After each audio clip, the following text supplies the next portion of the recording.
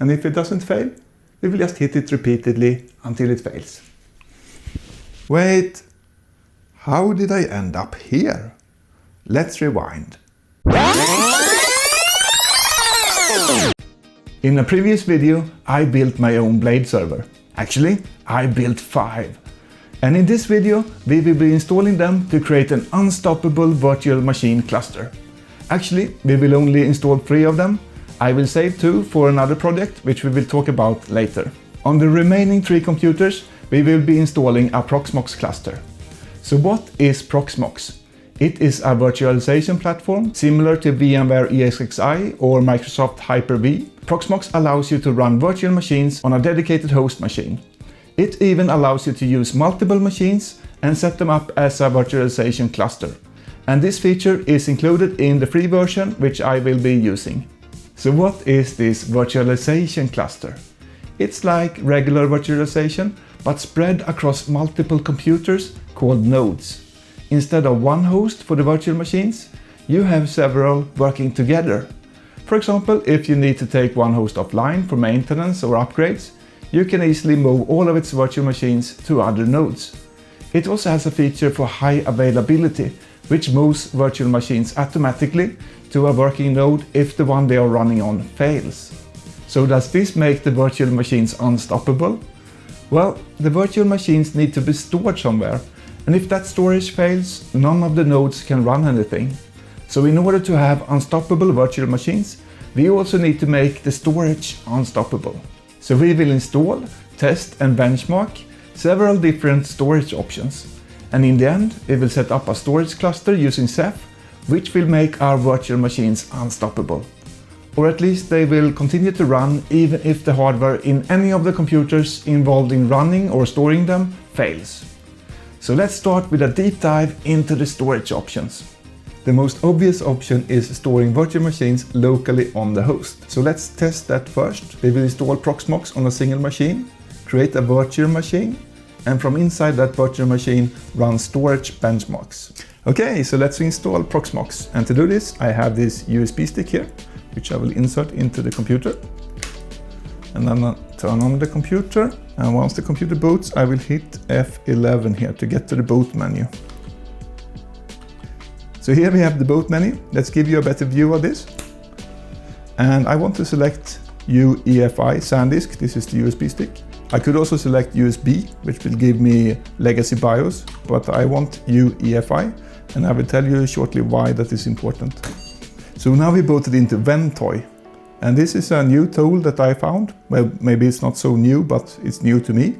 And what it does is it allows you to put multiple ISOs on the same USB drive. So ever since I stopped using floppies or CD-ROMs to boot and switched to USB drives, I had to make a separate USB drive for each tool, like a separate USB drive for memtest 86, a separate one for Ubuntu install and so on. But with Ventoy, you can initialize a single USB drive, copy all the ISO files, and then you get this boot menu. But I noticed that I had some troubles here. The keyboard would lock up if I booted in BIOS mode, but with UEFI mode, it works well. Not sure if it's a problem with Ventoy or this motherboard in itself or something else, but that's what I noticed. So let's start Proxmox ISO from here.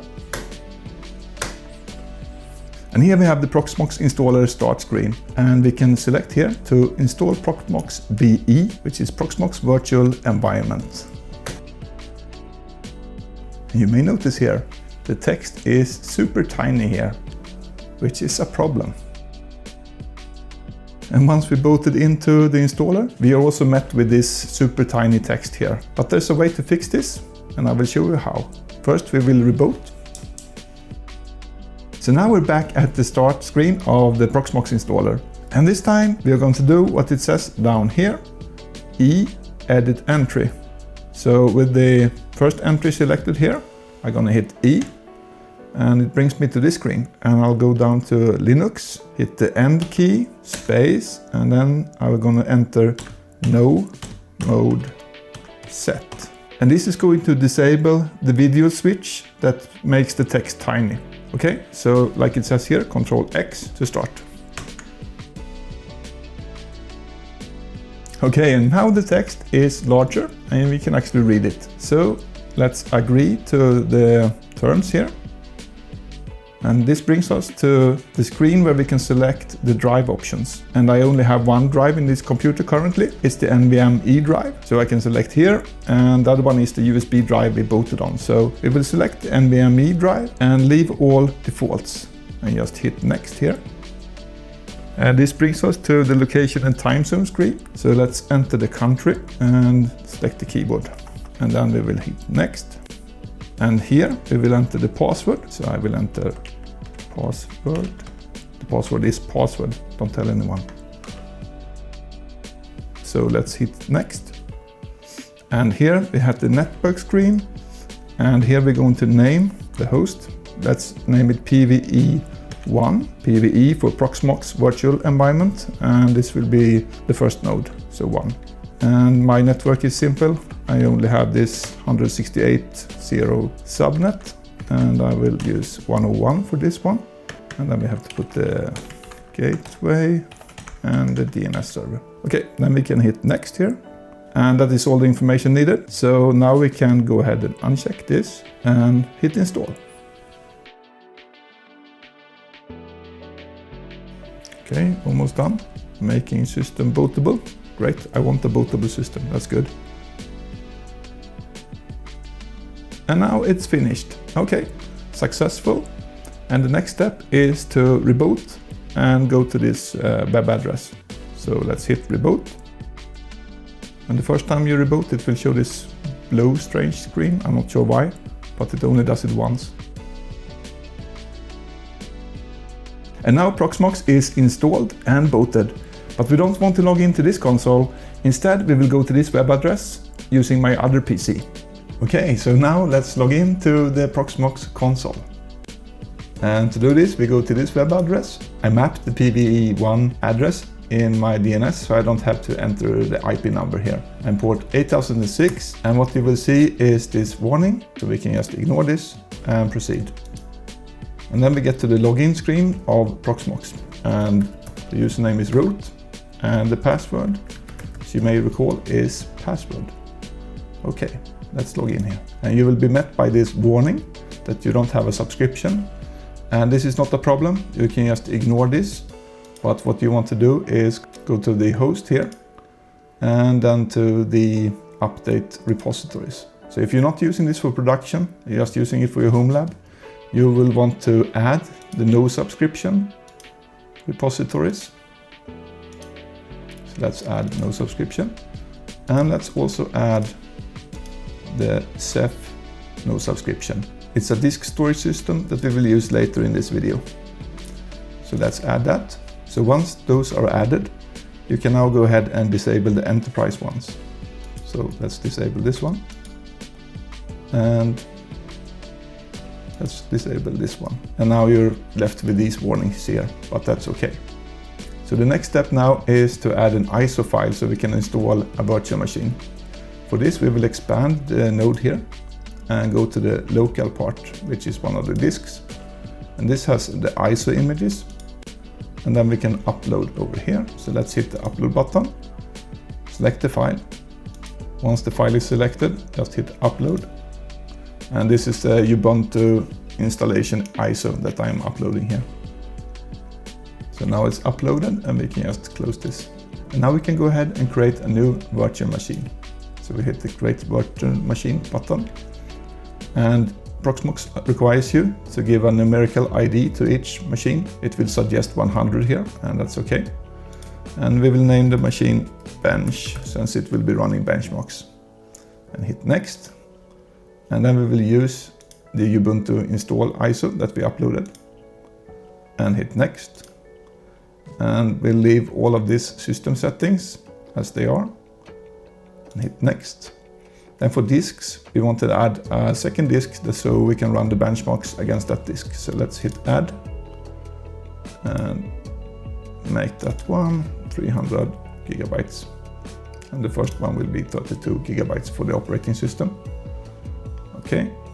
And we don't need any caching, or actually we don't want caching because that will interfere with the benchmarking. So we leave this alone. If you're running it in production or for self-hosting, you might want to change caching here. So for CPUs, let's go with 4 cores. And for memory, let's go with 8 GB. For networking, I'll just leave everything as default. And then we're done and can hit finish. And now you can see the virtual machine is created here. And it's called bench. So the next step now is to start the virtual machine. So let's go ahead and click start here. And once it's starting up, we can open the console to see what's happening inside the machine. So let's hit the console button. And it will boot the Ubuntu install here. Let's hit this one. Okay, so let's quickly run through the installation steps here. Let's make a note of this IP address that it was assigned. So it's 251. We will need that later when we will reach the machine via SSH. Let's make sure that we select the 32 GB disk here for the operating system.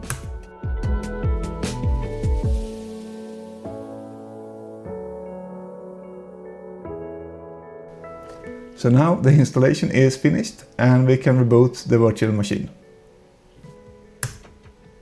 And I forgot to unmount the CD-ROM, so let's do that.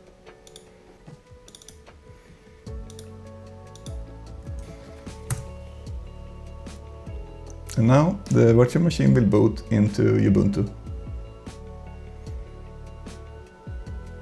And now with the virtual machine booted, we can go ahead and run the storage benchmarks. But I will not do it in this console because it's difficult to copy text in this console, and I will open a terminal instead. Now with the terminal open, we can SSH to the virtual machine using the username I set during the installation and the IP address we noted during the installation. So now we're inside, let's clear it. And the next step is to install the FIO benchmarking tool, which we will be using to benchmark the disks. And to do that, you want to run this command first.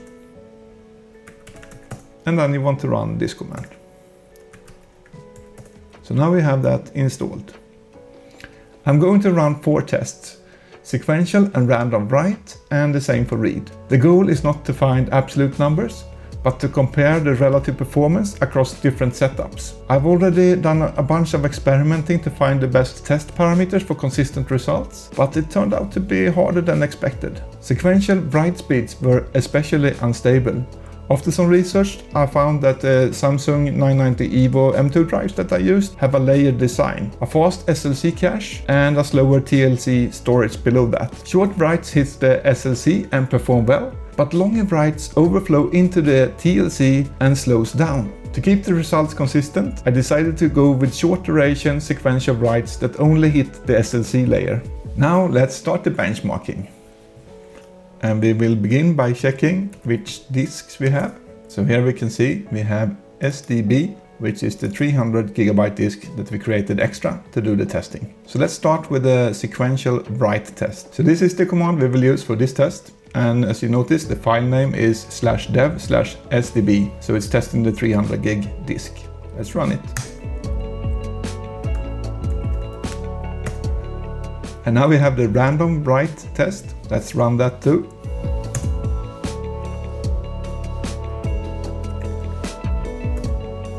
And this is the sequential read test.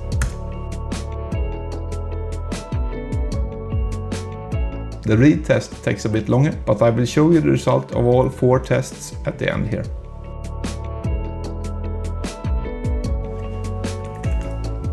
Now the final test is the random read test.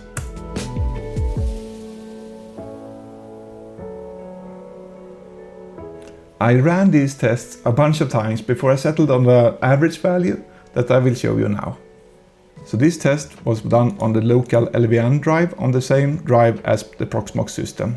So what result did we get? The write throughput or sequential write test gave us a bandwidth of 2525 megabytes per second. And the IOPS was the same, and this is logical because it writes 1 megabyte per block. And the latency was 100 milliseconds. The write IOPS or random write test gave us 573 megabytes per second. The read throughput or sequential read test gave us 1706 megabytes per second. The read IOPS or random read test gave us 1016 megabytes per second with 260,000 IOPS and a latency of 2 milliseconds. As I mentioned earlier in the video, the absolute numbers here are not so important, but we will use these numbers as a baseline to compare against other configurations that we will try out later in the video. Okay, so we get good disk performance in virtual machines that are stored on the host's local disk. But imagine if the physical disk on the Proxmox node fails. In that case, even if you have a Proxmox cluster with 3 nodes or more, the virtual machines are lost. You may have a backup, but you lose any changes since the last backup, and you face downtime while restoring to a working node. To avoid relying on a single physical disk, we can use a NAS with RAID. The NAS can share its disks with Proxmox over the network. RAID provides fault tolerance, allowing the NAS to continue to operate even if one of its drives fails. So let's test this storage solution. I'll use my TrueNAS box, which is already set up with RAID.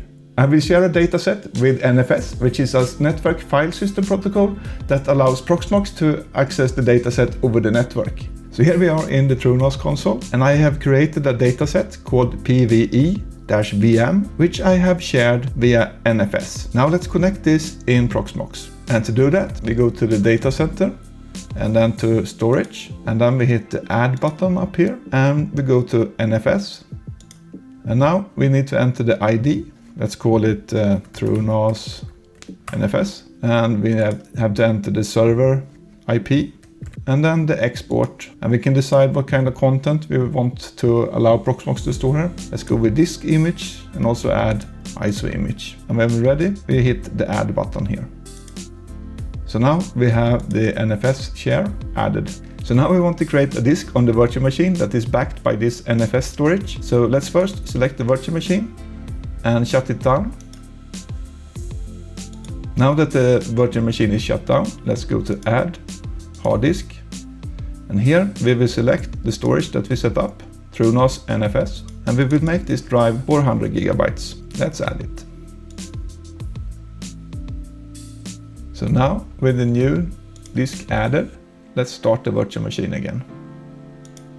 And now let's SSH into the virtual machine and see if we can see the new drive. So now we're inside the virtual machine again. Let's check the disks.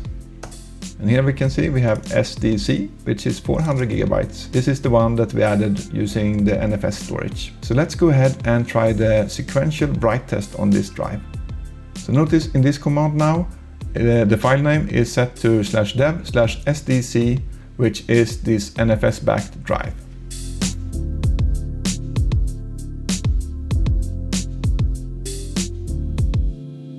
Now the test finished and we got about 30 megabytes per second, which is not a lot. So why is this setup so slow? I know the NAS disks are much faster than this, so they are not the issue. Could the bottleneck be the network? I'm only using 1 gigabit networking, but even with that you should get around 110 megabytes per second. So something else is limiting us. To figure it out, we need to understand the difference between synchronous and asynchronous writes. NFS uses sync writes by default, meaning each write waits for acknowledgement before continuing, which slows things down. Async writes are faster because they are acknowledged immediately, but they're risky. Writes are acknowledged while the data is still stored in RAM, so if the system crashes before it's written to disk, the data is lost. CFS, which powers TrueNAS, has a clever way to speed up sync writes. It uses a mechanism called the CFS intent log, CIL, which records data before it's committed to the main pool. By default, this log resides on the same disk as the data, but you can move it to a fast SSD, known as a separate log device or SLOG. Writes are acknowledged once they're safely written to the SLOG. With a high-performance SLOG, like an NVMe drive, sync writes can approach the speed of async writes. That means you get both speed and safety.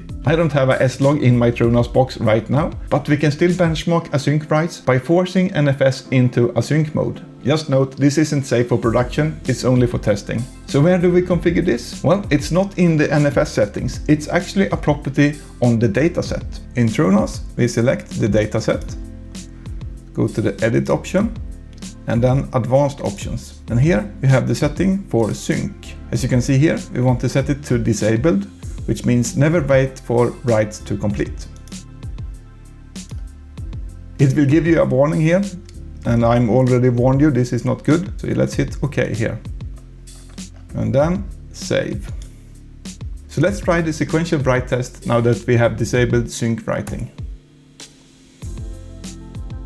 And this time we get around 106 megabytes per second, which is much more reasonable. Now I ran all the 4 tests a bunch of times for the Proxmox NFS Storage with sync disabled, and I ended up with these results. For example, we got 106 megabytes per second in the sequential write test. And out here I added a column for the ratio between these values and the baseline values that we saw earlier. So basically this is just the value divided by the baseline. So in this test it achieves 4% of the baseline value. And for latency, the division is just reversed because lower latency is better. As we can see here, these values are not so great compared to the baseline values, but we can also see here that we get 112 megabytes per second in the sequential read, and this is definitely saturating my 1 gigabit networking. So if I had faster networking, this could be a lot better, and we will talk more about that later. Even if it's slower than the local disk, storing the virtual machines files on a NAS still has advantages. RAID helps protect against disk failure, and as we will see later, moving virtual machines across the nodes in the cluster is easier when the VM files are centrally stored. But if the motherboard or some other critical components of the NAS fails, the whole cluster goes down, because none of the nodes can now access the VM files. To solve this, we can use distributed storage. This means using multiple machines to form a storage cluster. So not only are we using multiple disks, but we're also using multiple computers. So even if a whole computer fails, the storage will continue to work.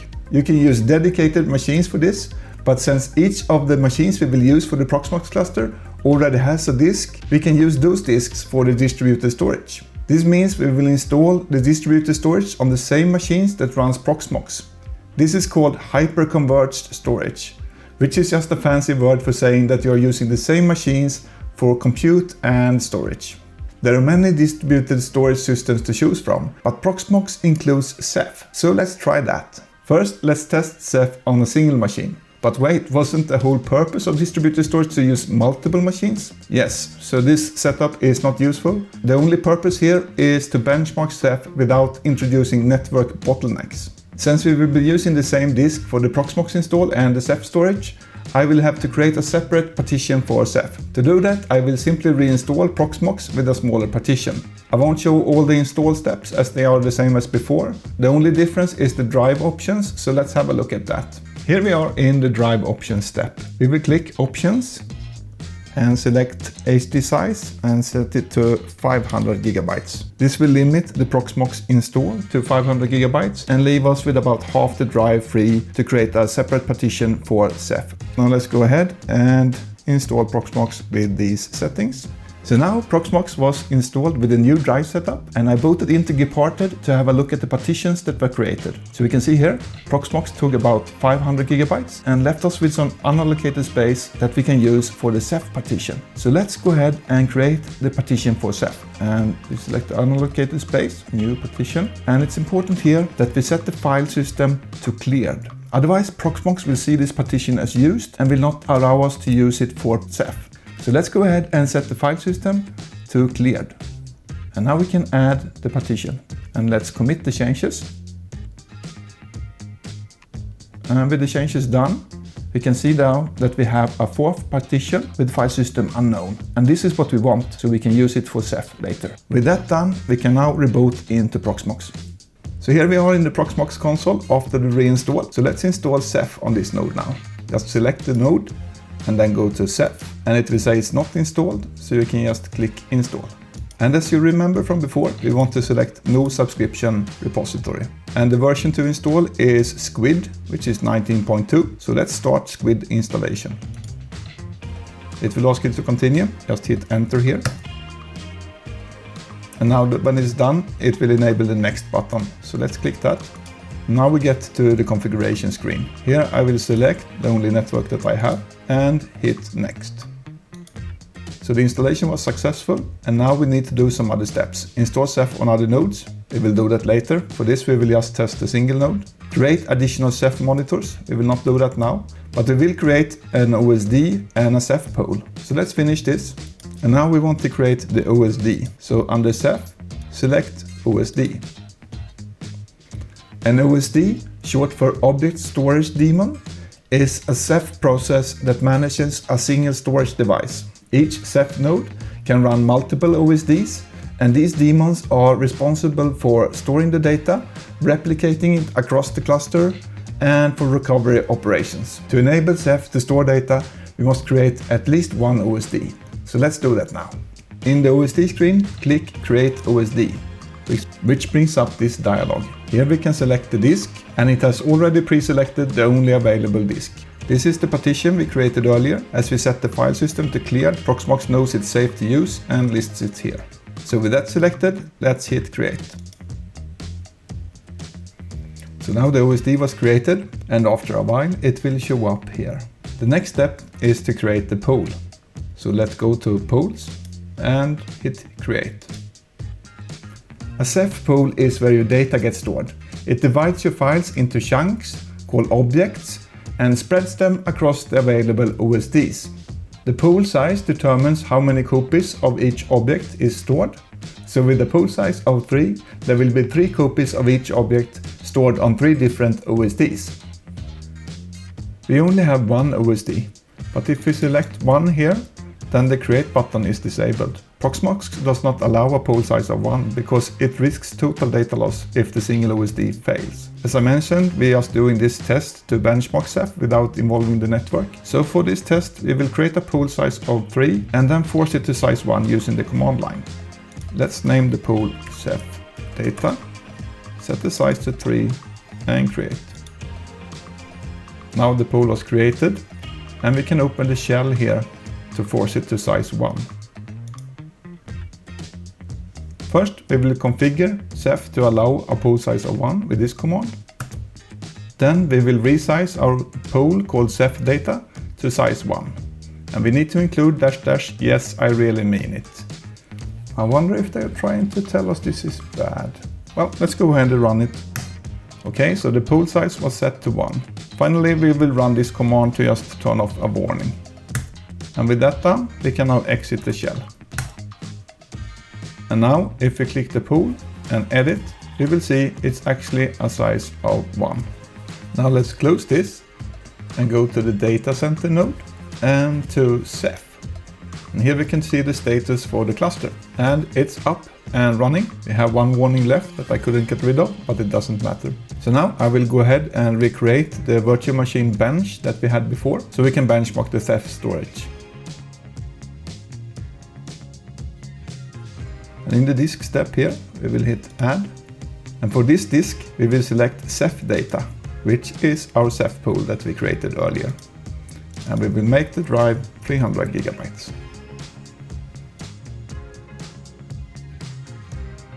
So with the virtual machine recreated, I went ahead and ran all the tests, and these are the results that I got.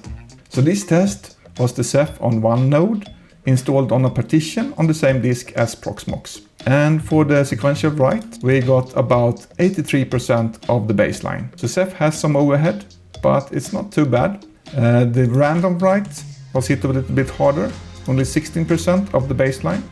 Maybe I can tune that somehow, I don't know.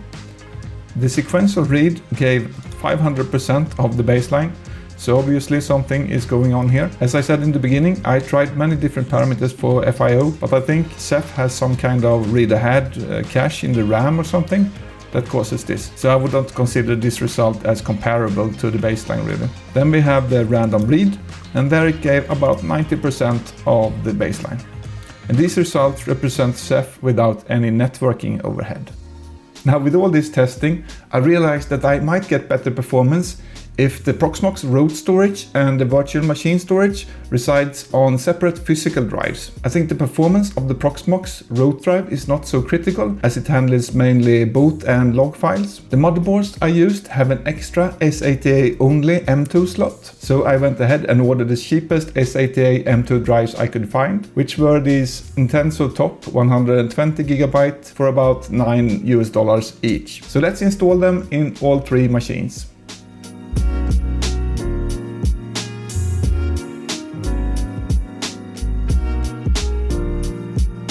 And now let's install Proxmox on the dedicated 120 GB drive. All the steps are the same except for the drive options, so let's have a look at that. So here we are again at the drive options screen in the Proxmox installer, and this time we have an extra drive here. This is the 128 GB drive. Let's select that one and hit options, and we will let it take the full space of the drive, but we will specify max VC to 0 GB, and this is the data volume. Having the data volume at 0 GB will disable the data volume, and we don't really need the data volume since we will be storing all of the virtual machines on the other drive. So that's why we set it to 0 here, and we'll hit OK and go through the installation one more time. Now with Proxmox reinstalled on a separate drive, let's go to the node and check the disks. So here we can see we have the 1 TB Samsung drive and we have the 128 Intensor drive, and here we have the root partition. So if we check the local disk here, we can see it's only 41.42 GB, so it's not taking up the full disk. And why is that? Well, if we go into the shell, we can have a closer look at the partitions. And we can see here that the root volume is 39.5 GB. So let's check out the volume groups. And we can see that this volume group has 70 GB free. So the installer has not expanded the root volume to fill the full disk. So let's do that manually. First, let's extend the volume to fill up all the free space. And then let's resize the file system. Now let's check again.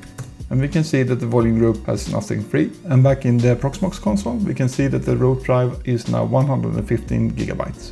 So I tried the separate disk with both local LVM and with Ceph and ran all the benchmarks again, and here are the results. So for the local LVM on its own disk, for the sequential write, we got about 108% of the baseline, so a little bit faster, which seems reasonable. Then for the random write, we got 124% of the baseline.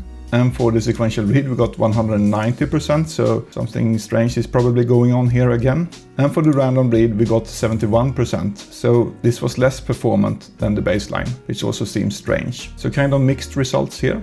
Now for Ceph on its own disk, we got about 84% of the baseline in the sequential write, which is about the same as we got when it was on the same disk as Proxmox. And the same is true for the random write and the sequential read and the random read. So not a lot of improvement by having it on its own disk, but I think in general, having its own disk is more useful if you have more load. These tests are only done with one single user, so the benefit is not so great from this. Anyway, it was interesting to do this test and see these results as well. Now with all the storage testing done, it's finally time to install the virtualization cluster. For this, I installed Proxmox on all 3 machines using the 128 GB separate drive. The machines are named PVE1, PVE2 and PVE3, and we will join them together to form our Proxmox cluster. Then we will create a Ceph cluster on the same 3 machines and run a final storage benchmark.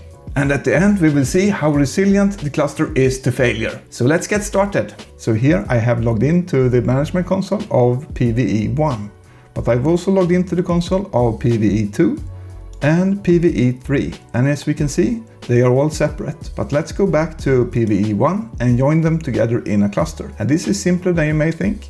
You just need to select the data center node, then go to cluster and press the create cluster button. We will give the cluster a name and then press the create button. Now the cluster was created, so we can close this. And here we can see the cluster and the nodes in the cluster. Currently only PVE1 is part of the cluster. Now to join the other nodes, we need to get the join information. So we'll click the join information button and then we will click the copy information button. Now let's go to PVE2, data center, cluster, and press the join cluster button. Here we will paste the information we copied from PVE1. And now we only need to fill in the root password. And then click join. And after waiting a while, we will see that PVE2 is now also part of the cluster. And you can see also in the tree view, you have PVE1 and PVE2. So even though we logged into the console of PVE2, we can manage both PVE1 and PVE2. And if we go to PVE1, we can see that also here we can manage PVE1 and PVE2. Now let's get the join information one more time. And let's join PVE3.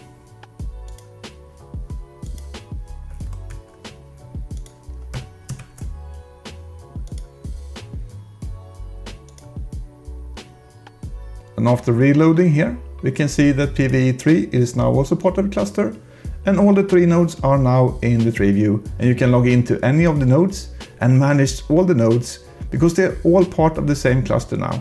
So let's go ahead and close these 2 tabs because we no longer need them. We can now reach all the nodes from PVE1. So let's have a look at the disks, and currently we only have the local disk on each node.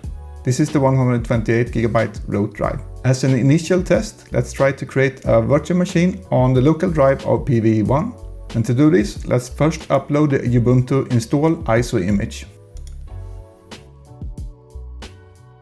With the image uploaded, let's hit create VM. And we can see here that I need to select which node to create the virtual machine on. Now if I select PVE2 and hit next, we will see that I cannot find the ISO image because it was uploaded to the local disk of PVE1 and I can only reach it from PVE1. That's why it's nice to have a centralized storage like a NAS via NFS, where you can store the ISO images and they can be reachable from all the nodes. But for now, let's go back here and select PVE1.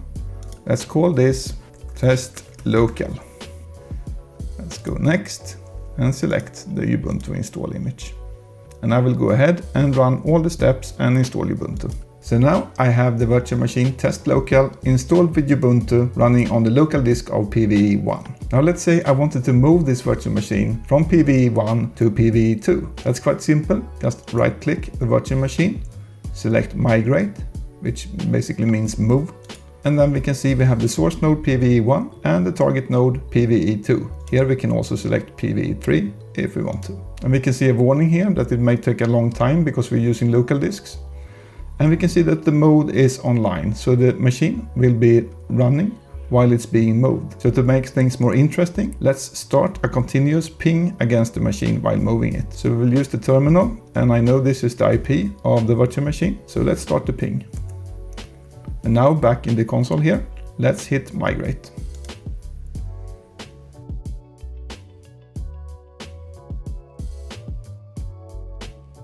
And now it's completed. So let's close this and have a look at the virtual machine. And now it's actually located under PVE2, so it's fully moved. Let's stop the ping. So we only lost 1 package and we had the machine running while moving it. I think that's quite amazing. Now, as we saw, it took a while to move the machine. If we had a centralized storage like a NAS with NFS, the move would be much faster. So let's try that. First, let's add back the NFS share we used earlier. So go to Data Center, Storage, Add, NFS. Let's name it NFS PVVM, enter the IP number. And let's allow ISO images to be stored here as well. Now the NFS storage was added. Next, let's create a virtual machine that is backed by the NFS storage. First, we want to upload the ISO image to the NFS storage. So let's go ahead and do that. Now the ISO image is uploaded. Let's go ahead and create the virtual machine. And let's put it on PVE3 and name it test NFS. Now the ISO file is located on the NFS storage. So let's select that. Now for disk, we will not select local. Instead, we will select the NFS storage.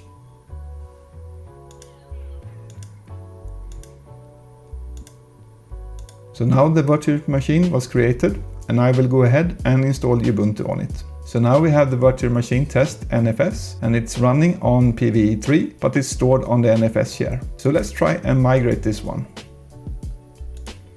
Let's migrate it from PVE3 to PVE1. And to make it interesting, we will again start a continuous ping against this machine. Let's start the migration. And we can see it's already finished, and let's check the ping. So the machine was migrated in a few seconds and no packets were lost, which is really amazing. So now that we have tested both local disk and NFS disk in the cluster, let's install Ceph. So we will go to PVE1 and then to Ceph and then hit install. And the install steps are the same as we did before. So I will just go ahead and install Ceph on this node and also on PVE2 and PVE3.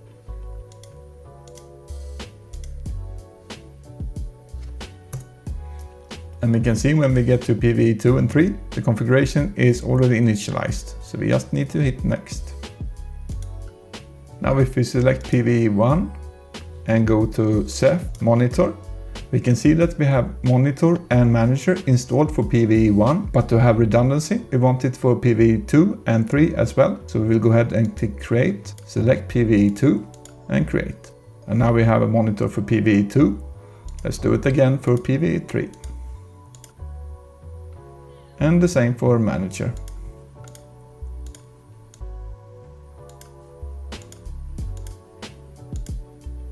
So what is left now is to create the OSDs and the pool. So I'll go ahead and go to OSD on PVE1.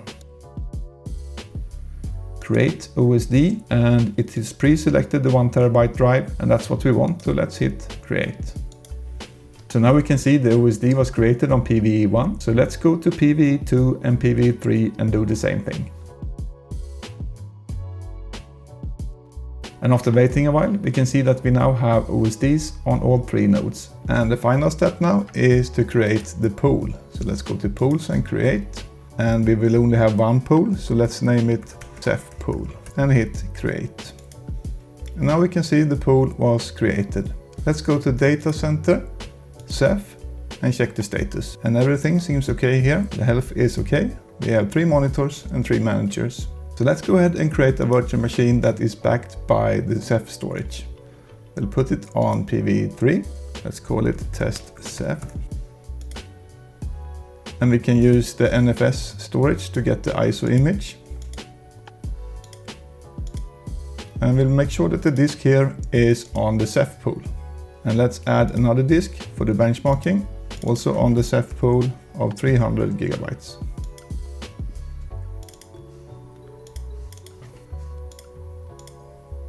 And now with the virtual machine created, I will go ahead and install Ubuntu on it so we can use it for testing.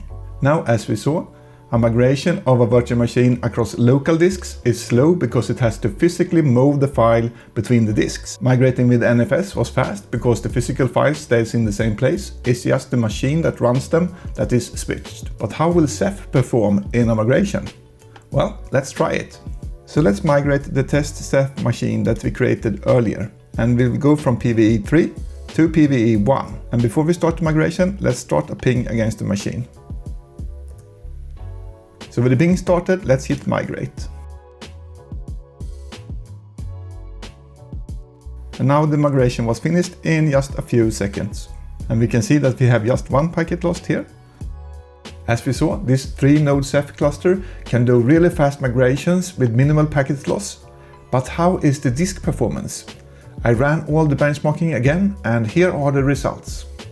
The sequential write test here was hit hard. It only achieved 3% of the baseline. We can compare that to the 1-node cluster, which achieved 84% of the baseline. So writing across the network to all 3 disks is definitely slower. We can also compare it to the NFS storage, and it's almost the same. Now with 81 megabytes throughput, I'm not sure it's saturating the 1 gigabit networking. So faster networking might not help here, but lower latency networking would definitely help. Now in the other tests, it went better and we got closer to the baseline, and definitely these results are better than the NFS storage.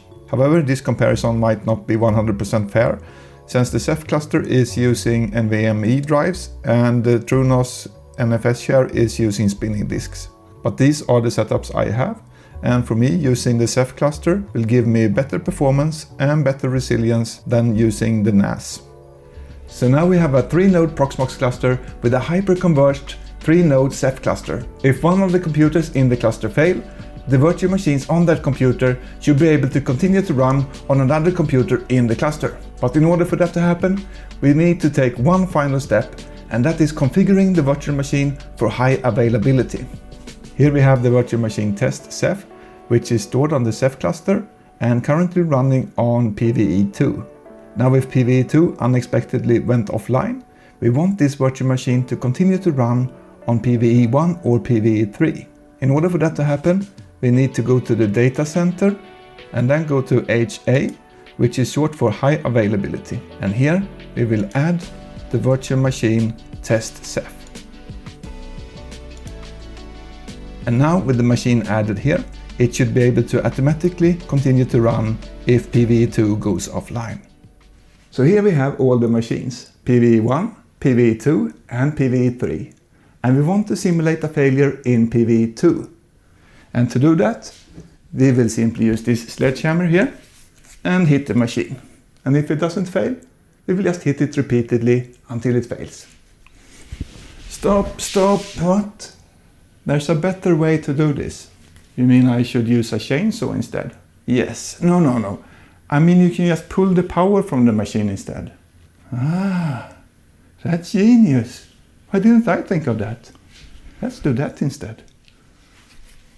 So let's pull the power from PVE2. Now with the power to PVE2 lost, watch what happens in Proxmox. It has already detected that PVE2 is offline.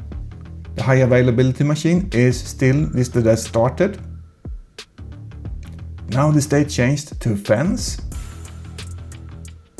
And now the state changed to starting, and the virtual machine is starting up on PVE1, and now it's started.